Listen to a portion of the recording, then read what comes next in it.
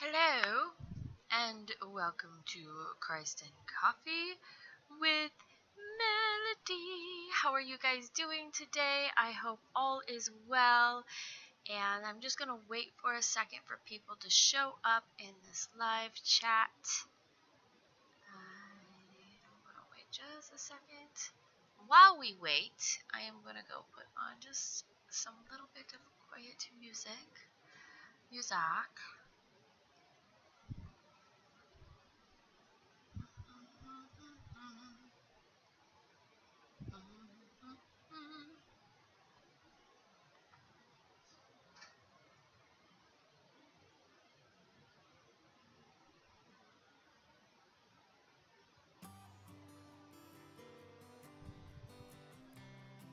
Hello! How are you doing today? Welcome to Christ and Coffee with Melody. And I hope you guys enjoy. We're going to have a chat up and have some fun just chatting it up for day 3 and 4. And thank you. I appreciate that. Welcome!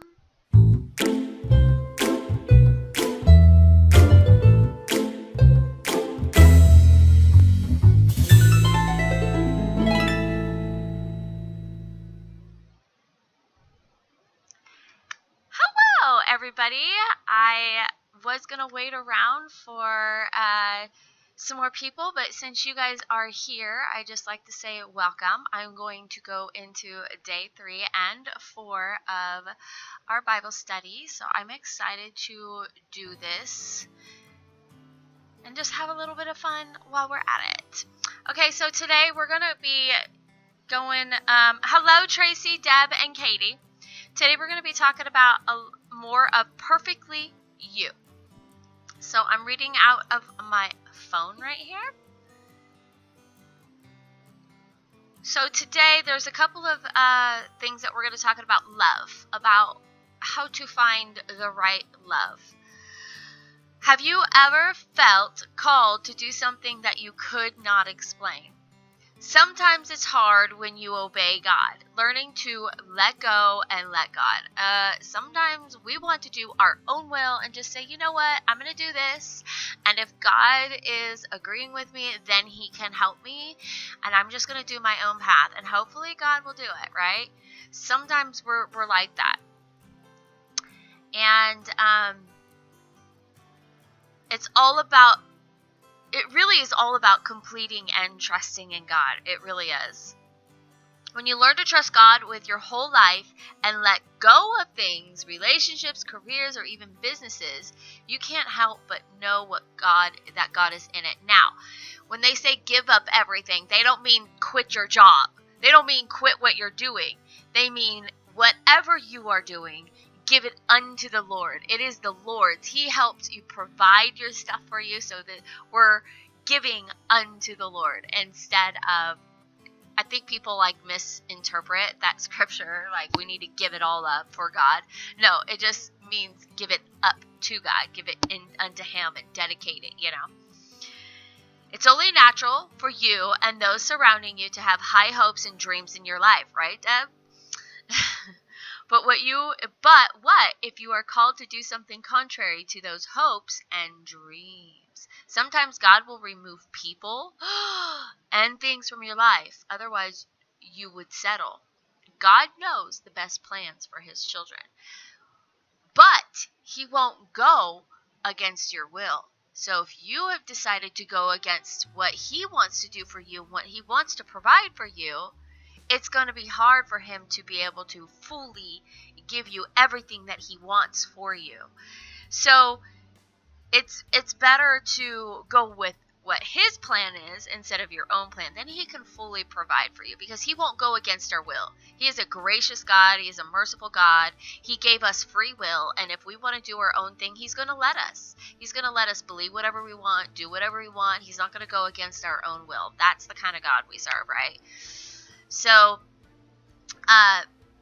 perhaps, this is a good one. I'm reading out of this devotional. It says, perhaps you are single. I think a lot of you here are, and desire to be married.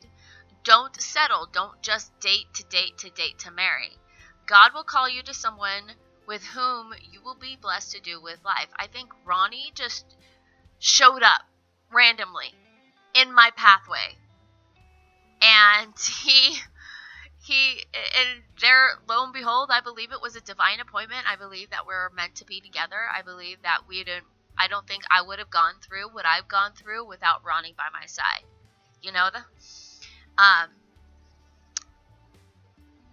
God may need to remove someone from your life first so he can give you his best. Yes, things happen in relationships. People and abuse happen and things happen, and God doesn't want the nasties for you. He wants the positives for you guys. I look like a white ghost right now. I just see myself in the camera and I look like a white ghost. My camera on this computer is horrifying. Sorry. This is what I edit out for my original Bible studies, so this is going to be a little bit longer than my original Bible studies. So once that person is removed from your life, God always replaces what has been lost. Does that make sense? If you have lost someone in your life and it was painful, God usually always replaces. I have lost friends in my life, and God has created new friends that I can trust and love, and they love me back, and we don't always have to agree on the same things, but we are friends, and I love it. Oh gosh, Katie, thank you. When God begins to call and stir your heart, stop resisting. Stop worrying about disappointing others. That's something that I had to get over, because I was worried I was always going to disappoint somebody. But I could do everything right and still disappoint somebody on accident, not intentional. So it's you got to get over that part where you're going to disappoint somebody. We all disappoint somebody. We've all been disappointed. Stop trying to be God and direct your own path. The life is so much better when you surrender everything to him. Pray that you will hear from God and that he will direct your path, and all you need to do is obey. People like to talk about how obeying God is this horrible, nasty thing about obeying God. I need to obey. I'm so rebellious. I can't obey God. I just want to do my own thing. I don't need to follow a God and do my own thing. I just want to do my own thing. I don't want to do what he says. That's great. Like I said, God will never go against your will. But you have an abundant life ahead of you by obeying. This is a positive thing, not a negative thing. You have an abundant, amazing life ahead of you by just giving and surrendering everything. Once I surrendered everything, oh, wow, such amazing abundance of peace and joy in my life. It's been awesome. This is the King James Version, but, where'd it go? Oh, here it is. Proverbs 3:5 in the King James says, "Trust in the Lord with all your heart, and lean not to your own understanding. In all your ways acknowledge him, and he shall direct your paths." So, in the Message Bible, I'm going to reread it in the Message version. It says, trust God from the bottom of your heart. Don't try to figure out everything on your own. Listen for God's voice in everything you do, everywhere you go. He's the one who will keep you on track. Don't assume that you know it all. I think we all think that we're all know-it-alls. Run to God and run from evil. Your body will glow with health. Your very bones will vibrate in life. Honor God with everything you own and give him the first and the best. Your barns will burst. I love it. Your barns will burst. Your wine vats will brim over. But don't, dear friend, resist God's discipline. Don't soak over his loving correction.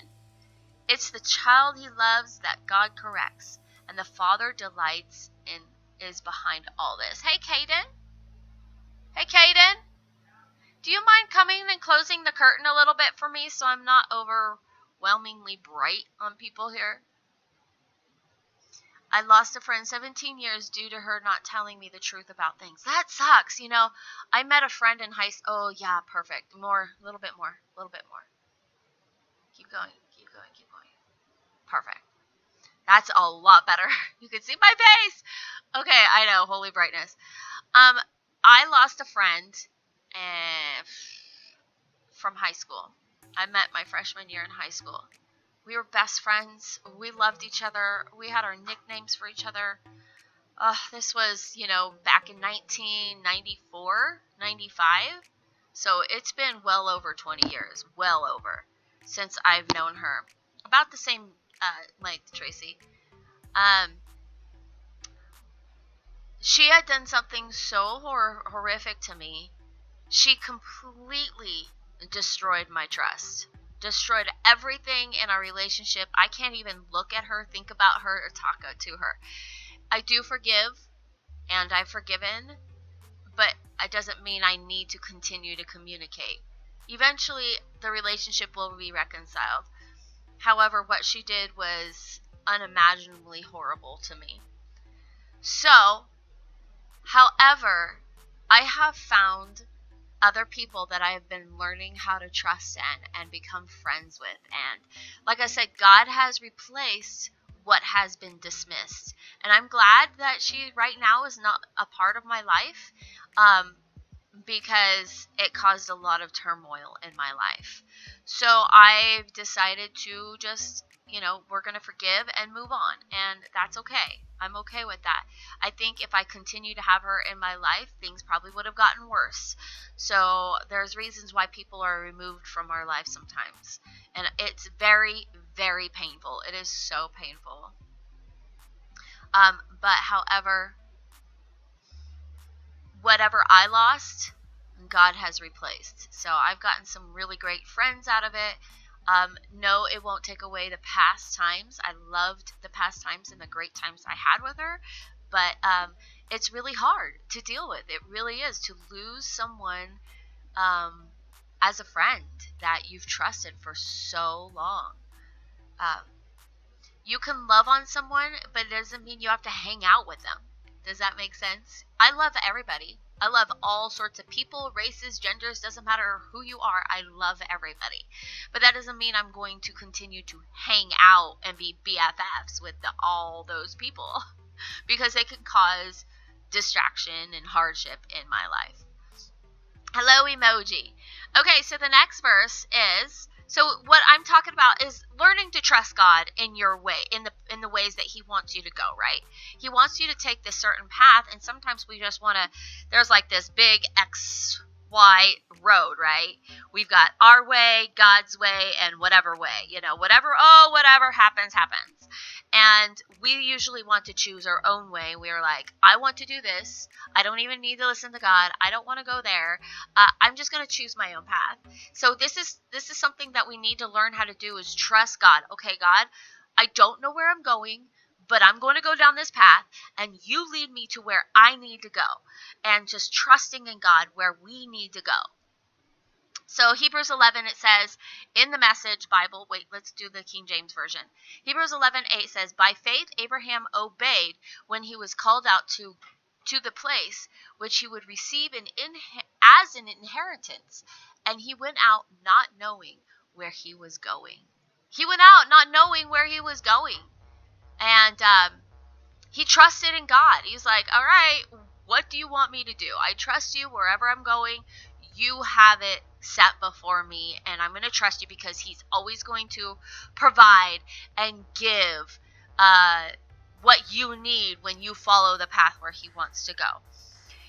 And in the Message Bible, it says, by an act of faith, Abraham said yes to God's call to travel to an unknown place that would become his home. Now, this doesn't mean we just need to pack up everything and just go. I know some of us might want to get out where we're going from, but it's really not. We just give up. We need to think through what we're doing, first of all. We need to be careful on how fast we make our decision. Be slow to making wise choices. Make sure it's the right path. You got to know, and God will confirm it, to know it's the right path. Okay? He'll confirm it multiple times that this is the path you need to take. When he left, he had no idea where he was going. By an act of faith, he lived in the country. Oh, excuse me. Hey, babe, I'm live doing my Bible study right now. Love you. He keeps calling. Sorry. By an act of faith, he lived in the country promised him. Lived as a stranger, camping in tents. Isaac and Jacob did the same. Now, there was a different culture back in the day. It was a lot easier just to get up and go and just leave everything behind. That's not smart in today's society. Back in that time, it was easier to do. It was something that people did often. So it's not like we just get up and go without the Lord confirming it with us, right? Abraham did it by keeping his eye on an unseen city with real eternal foundations, the city designed and built by God. So that was day number 3, devotional, is learning how to trust in God. Hello, Dean. How are you? So that was day number 3. If you guys want to rewind later down, you guys can watch day number 3 on that. And now we're going to move on to day number 4. And we're going to be talking about struggles in our families and relationships.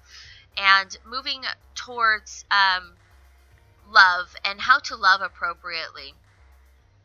So sometimes, let's just talk about, I don't have the experience with merging families when somebody divorces and another family divorces and they merge.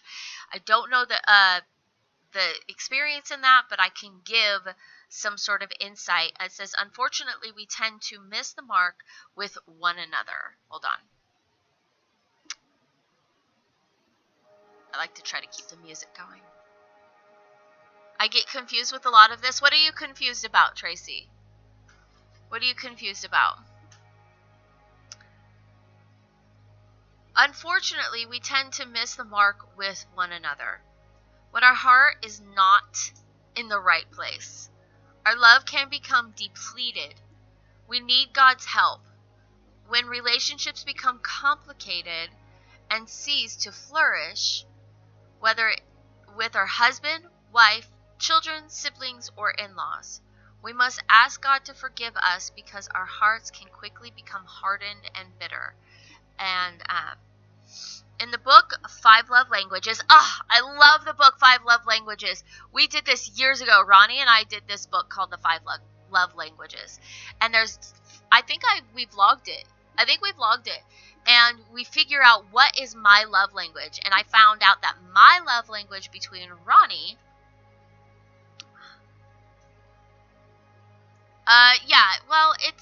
it takes a lot of study and getting to know the Bible. You don't have to, there's a lot of information out there on Google, Tracy.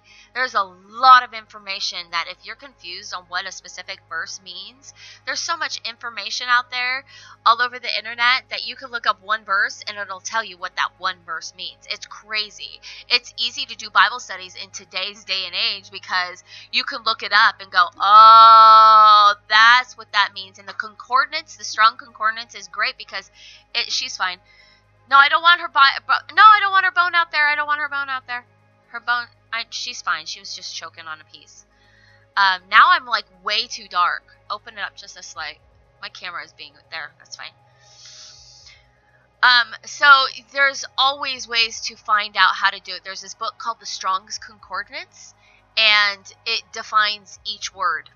It's very cool. Anyway, we can get into that another time.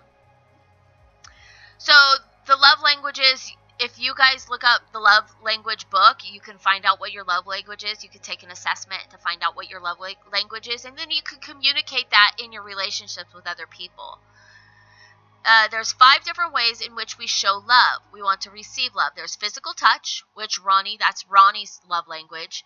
Quality time, gift giving, acts of service, and encouraging words. My love languages was encouraging words and quality time, okay? We can know each other's love language, but we don't show or speak their love language. So I don't speak Ronnie's love language, which is physical touch, but I need to learn how to create that in love for him.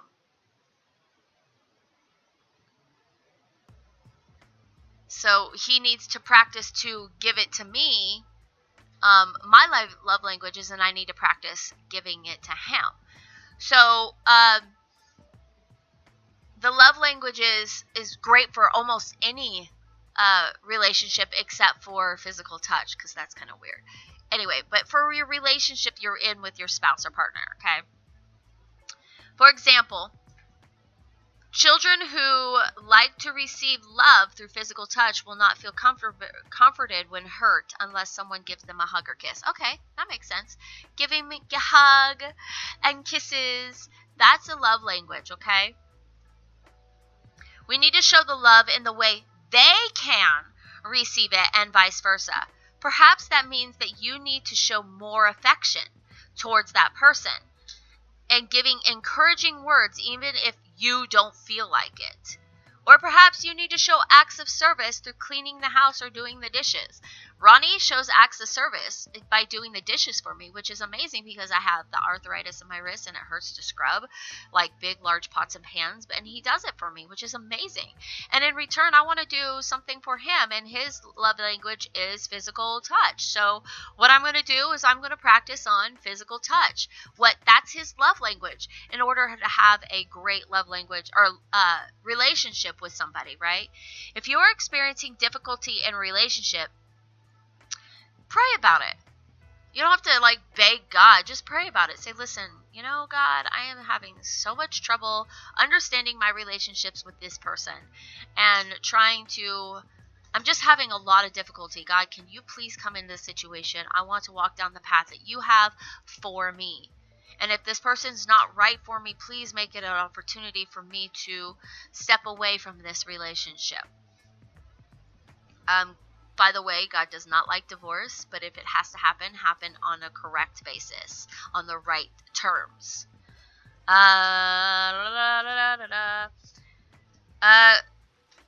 Let God help you let go of any bitterness, anger, or hurt. Continue turning to God for his wisdom and help because we cannot understand one another without God. Take this season as a season of growing to trust God and knowing that God is God. Then stand back and see what God does in your life in each season and how he merges lives together to bear fruit. So it's definitely a practice, a constant practice with your relationships, whether it is your mom or dad or brother, sister, relatives, or just friendships. It is a constant work. And as we said for our previous lesson in lesson 3, that sometimes relationships are moved out of your life so that way we can move forward into the God replacing new and better relationships that he had designed for you. Hold on. Now, if you're having somebody problems with your father or mother or, it's something that we've got to learn how to reconcile. Forgiveness is key. Forgiveness is key. We talked about this just a little bit ago. Forgiving is great. It can really restore a relationship.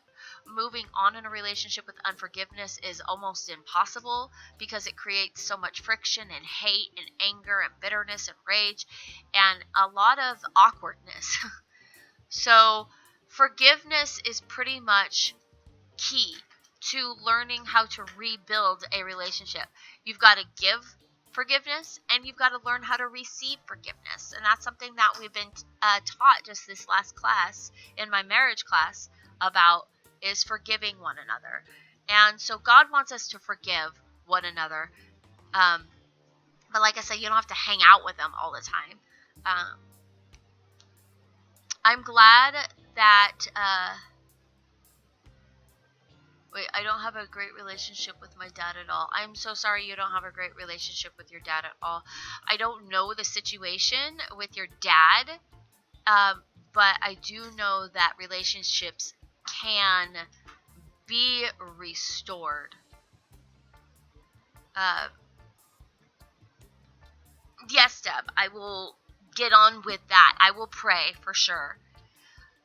So the scriptures I have here in the Message Bible is 1 Peter 4, 7 through 11.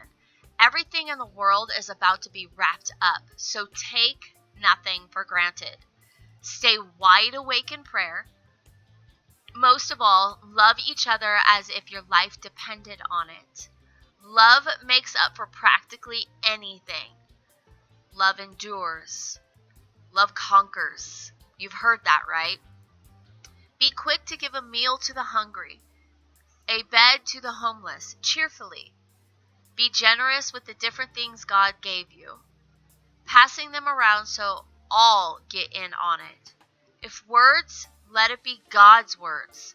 If help, let it be God's hearty help. That way, God's bright presence will be evident in everything through Jesus, and He'll give all the credit as the one mighty in everything. Encores to the end of the time. So God just wants us to love on people and forgive and be able to have relationships with one another. That's a part of being a body of Christ, is having relationships with one another and learning to be able to forgive and have those relationships. I'm using YouTube music right now, so I have to go press play. Yes, Deb is right. 1 John 3:18 through 20. My dear children, let's not just talk about love.